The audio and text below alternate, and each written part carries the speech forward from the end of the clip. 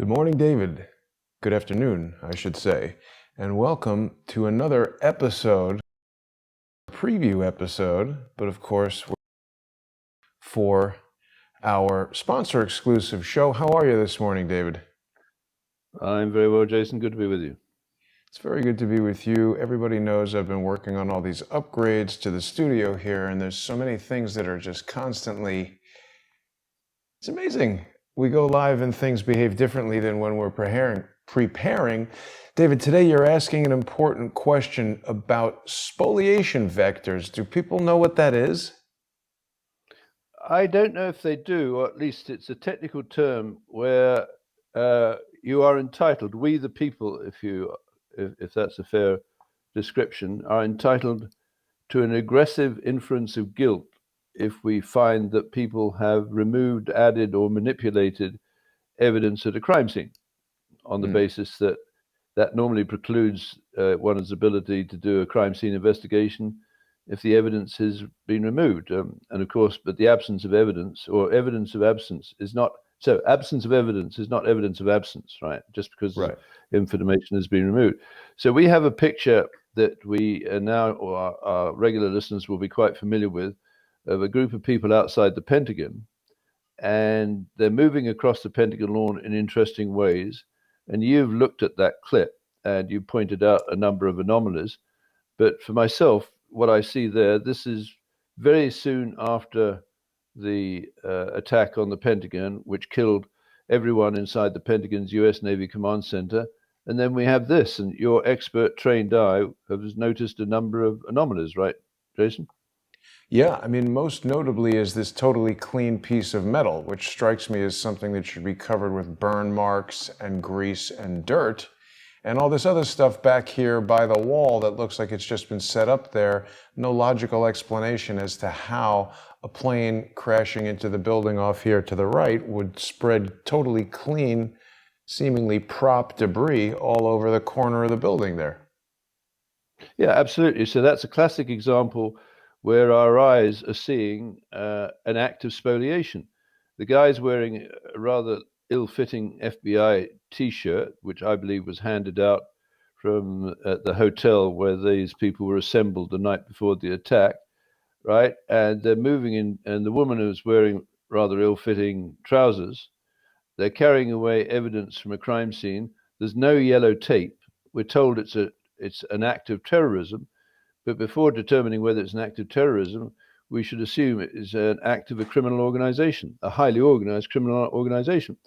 So at my website, Reverse CSI Scripts, I've tried to offer through a template that can be downloaded what I call a spoliation vector analysis. So it's a 2-page document. I've got it there, but it can be downloaded, that lists 10 patterns that I believe can be used to describe or break up a scene that has been targeted for spoliation into 10 acts, right? So when people download that, and then we're going to see an amazing picture very soon of a piece of steel taken from ground zero that has a Bible fused to it. So I hope, and I'm not being presumptuous here, I'd like to give our listeners a little bit of homework to do. So during this part of the show, I just want to describe why that appears to be anomalous and indicative of spoliation, if you will, because that is evidence that was taken from the crime scene, put in a museum, but it was never analyzed, as far as I can understand, forensically. Now, this is an amazing picture because what it is, it's a Bible that is fused to a congealing lump of steel. Now, what state the steel was in and what state the Bible is in when those two objects came together is interesting. But what's fascinating is when steel melts. Wait a minute. Before you say that, David, you've just reminded me that, boy, I don't know what's going on here. You just reminded me that last night you and I were having a conversation where we were supposed to, you wanted me to guess at what would cause that. Yes, and you told me that you didn't want me to tell you what I think happened. Now, my hypothesis is yet to be proven, and it may be wrong, But for what it's worth, I do have a background in explosives and thermodynamics, and I'm an engineer. So when I see that rather anomalous situation of a Bible that is unburnt, fused to steel that presumably at the time it got fused, the steel, or at least the surface of the steel, But was don't reveal melted. too much because, David, remember, I was supposed to guess. So let's just talk briefly about what you and I had discussed last night with regard to this thing, because you presented it to me with some excitement. And what we Yes. decided was, I have no idea how. The question, of course, David, is how can a paper Bible survive the heat required to fuse it inside this molten steel? And initially, I had no idea how that could occur. But what we're going to do is, David, I will offer a guess, and then during our sponsor exclusive show, which is going to begin at 11:30 a.m. on patreon.com/reverse-CSI storyboards, patreon.com/crowdsource the truth, and subscribestar.com/crowdsource the truth. You'll reveal what the real reason is. But the only thing that I could think of, David, is that if the steel were melted, molten liquid steel, so that it was, say, 3,000 degrees Fahrenheit, and it encountered the Bible, the only way that I could imagine that it would not burn up the Bible is if it were so hot that the liquid steel surrounded and encased the whole thing, and as quickly as it heated it up, it starved it of all the oxygen that would be required to burn the paper. But I guess we'll have to Now wait that is until very 11:30 until yeah. you tell me if it's right or wrong. Now I can't tell whether it's right and wrong. I'll give you a hypothesis from my background, For now and or I think for you're going during in. the sponsor show? Yes, and I'll give you a few clues, right, and I'll share those with the audience because this is associated in my mind with the attempt to bring the towers down in 1993, Huh. where Ramzi Youssef built a bomb, right? And so what I invite people to do is to find out what ingredients were in Ramzi Youssef bomb to see if they might have also been used on 9/11. Because Ramzi Youssef said, give me more money and I'll bring them down next time. Now, the idea of spoliation vectors is you follow all of the players and all of the weapons and all of the signals intelligence through the crime scene in and out to determine if they come together with a rational explanation of how this. Why did Ramzi Youssef fail to bring the towers down in 1993? He wanted to bring one tower down into the other and knock the other down. So people need to know what happened to Ramzi Youssef. Well, he was put in ADX Florence by a woman called Christine Marcy, and that is highly relevant. But anyway, backing up. David, sorry. Look at this picture of Ramzi Youssef. What do you think about this? How do his eyes look to you? Well, they're blue. No, I don't know that matters. Isn't But that odd for an Arab guy to have blue eyes? yeah. But you know how meaningful that is. I mean, he might have a mother who's a Scandinavian and a Doesn't look like father he has who's blue eyes here. It looks like someone with contact lenses in. Doesn't look like real blue well, eyes to me. right. But that's possible. Anyway, the bomb he built did something to the basement of the Twin Towers or the building that he, tried to blow up. And Donald Trump went around that area soon afterwards with the man who engineered or designed the World Trade Center. This is 1993. And Donald Trump, interviewed after 9/11, said it was amazing because there were columns completely missing inside the building, but it was still standing because it's actually what is called, I think, an exoskeleton. That is to say, there's a framework of girders on the outside, like a cage, that give it enormous strength. So Donald Trump, after 9/11, said there had to be explosives in the building. So when I hear this, I'm saying, well, Mr. Trump or President Trump, you said there was explosives beside the building after 9/11. What have you done about it? Anyway, I digress.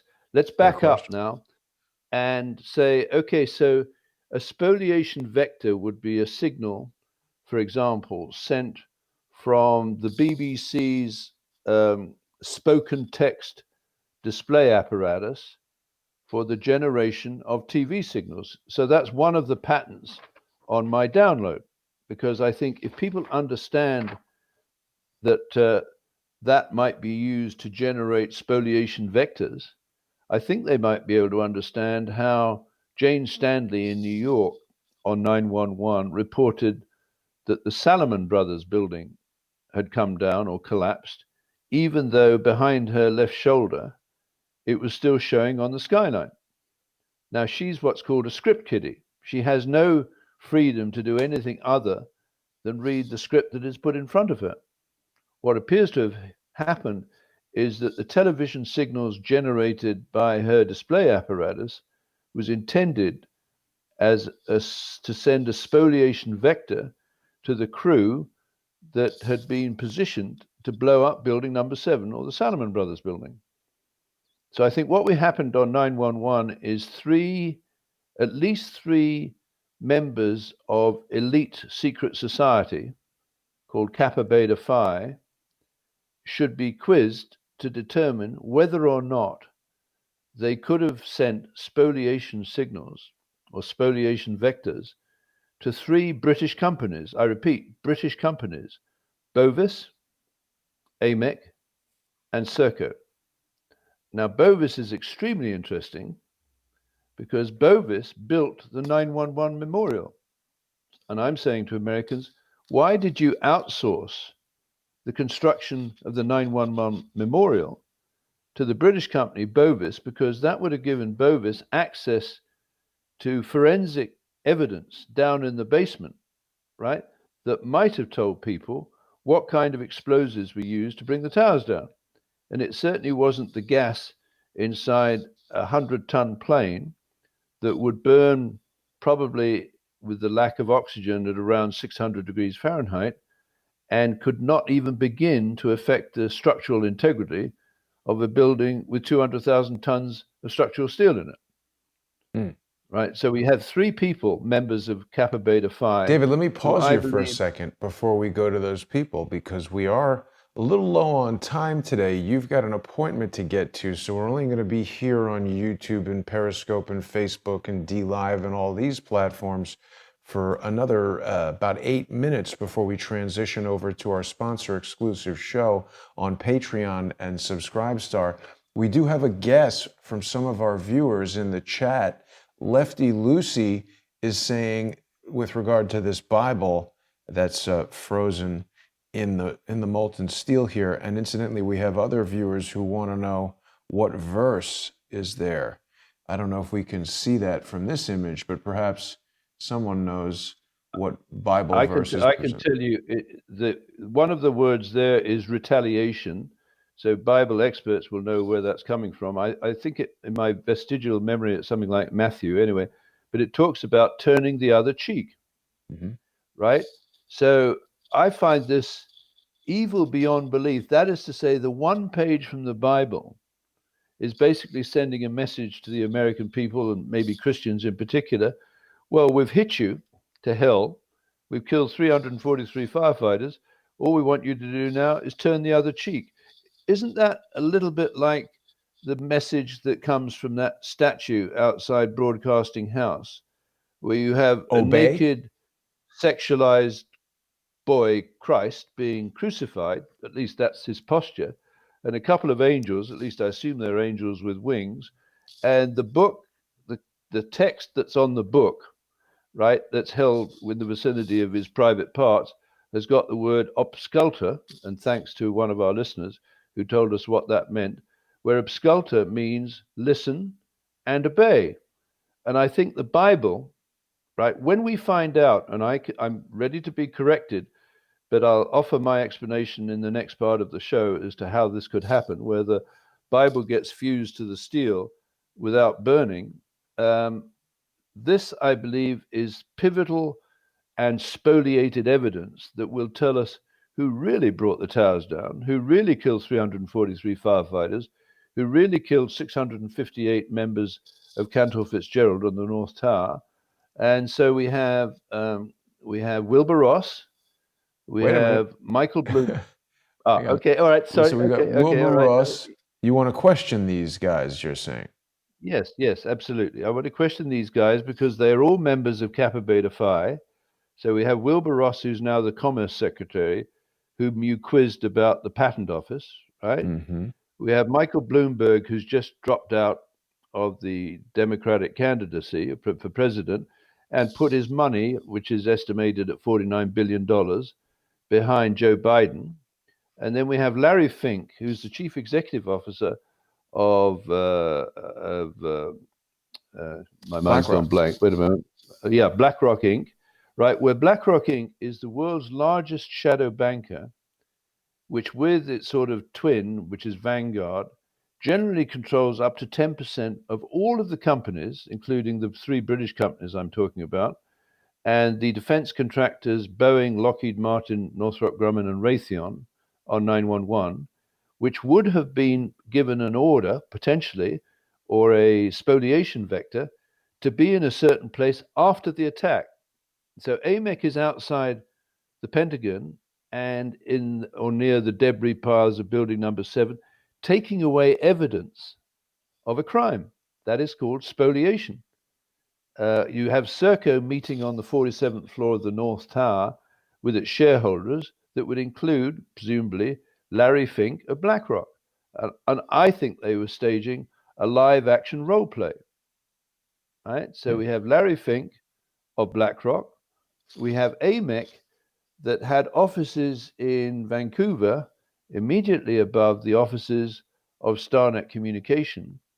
And Amec, together with Bovis and various other companies, was installing fiber optic links and wireless and data links inside the World Trade Center that could have been used to trigger the explosives and other kinds of devices that might have created this bizarre act where a Bible is fused to a lump of congealing hot steel. And I think we'll see my explanation in the next part of the show. But I think the audience will, if they may, if I can ask them to do a little homework, download that template, and we'll see you in the Patreon part of the show. Yes, and before we go there, David, sorry, this is where people can get it. If they go to reversecciscripts.com and click on the free downloads tab, that's going to take them to the licensed vector analysis. Before we wrap it up here on YouTube and Periscope and Facebook, we're also, David, our show now, as we've spoken about the past few weeks, is also available as a audio-only podcast on iTunes, on Spreaker, on Google Podcasts. I'm pretty sure we're on iHeartRadio now. So there's a lot of people that are hearing these previews, David, and I want to make sure they know they can hear your in-depth analysis and our conversations during the sponsor exclusive segment. It's an audio-visual presentation. So for people who are listening to the audio-only podcast, they're going to want to check out patreon.com/reversecsi storyboards, patreon.com/crowdsourcethetruth, and subscribestar.com/crowdsourcethetruth. Some of our viewers who are with us in the live chat, David, are suggesting that Bible fused with steel may possibly be explained by something called the Hutchinson effect. Now, I'm not familiar with this, but this is something that we can look at much further in the sponsor exclusive show, which is going to start just 10 minutes from now. So, David, I'll see you there on Patreon and Subscribestar, and we can continue to explore these spoliation vectors. Thank you, Jason. Thanks, everybody, for watching.